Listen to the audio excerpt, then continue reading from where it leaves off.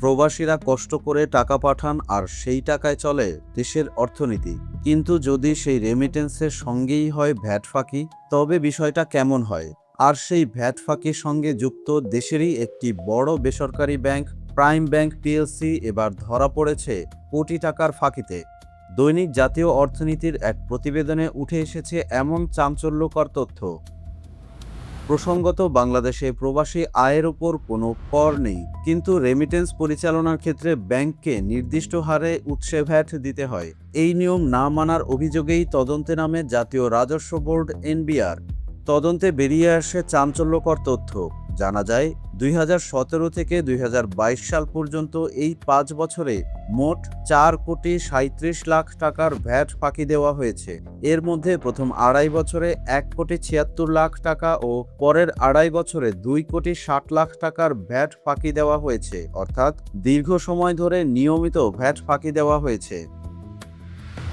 তদন্তে দেখা যায় রেমিটেন্স এসেছে, কিন্তু তার বিপরীতে প্রযোজ্য ভ্যাট জমা হয়নি। শুধু তাই নয়, ব্যাংকের কেনাকাটা ও ব্যয়ের ক্ষেত্রেও ঠিকমতো ভ্যাট পরিশোধ করা হয়নি। এর পাশাপাশি আরও প্রায় 20 লাখ টাকার অতিরিক্ত ভ্যাট ফাঁকি পাওয়া গেছে। প্রাইম ব্যাংক এই দুই দাবিনামা সম্বলিত কারণ দর্শানো নোটিশের জবাবে জানায়, এই ভ্যাট সরকারি কোষাগারে জমা দেওয়া হয়েছে। অর্থাৎ রেমিটেন্সের বিপরীতে উৎসে ভ্যাট ব্যাংক ফাঁকি দিয়েছে বলে স্বীকার করেছে।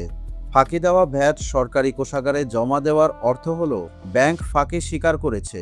ফলে বাংলাদেশ ব্যাংক ও সিআইসির আনিত অভিযোগ ও দাবিনামা সন্দেহাতীতভাবে প্রমাণিত হয়েছে। সেজন্য ব্যাংককে পৃথকভাবে ফাঁকি দেওয়া এই ভ্যাটের ওপর সুদ ও জরিমানা দিতে হবে।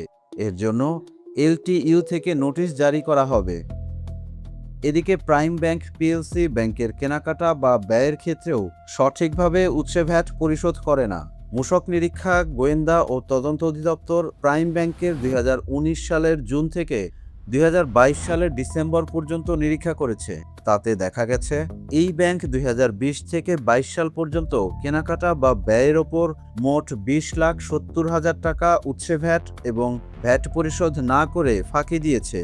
এই ভ্যাট পরিশোধে সম্প্রতি এলটিইউ থেকে দাবিনামা সম্বলিত কারণ দর্শানো নোটিশ জারি করা হয়েছে। এই বিষয়ে মন্তব্যের জন্য প্রাইম ব্যাংক পিএলসির সদ্য সাবেক ব্যবস্থাপনা পরিচালক হাসান ও রশিদের সঙ্গে সম্প্রতি মোবাইল ফোনে কথা বলা হয়।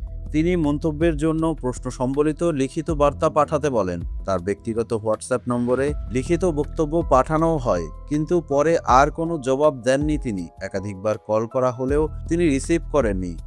সবশেষে বলা যায়, প্রবাসীদের পাঠানো টাকা দেশের লাইফলাইন। সেই টাকার ব্যবস্থাপনায় যদি থাকে অনিয়ম, তাহলে প্রশ্ন উঠবেই।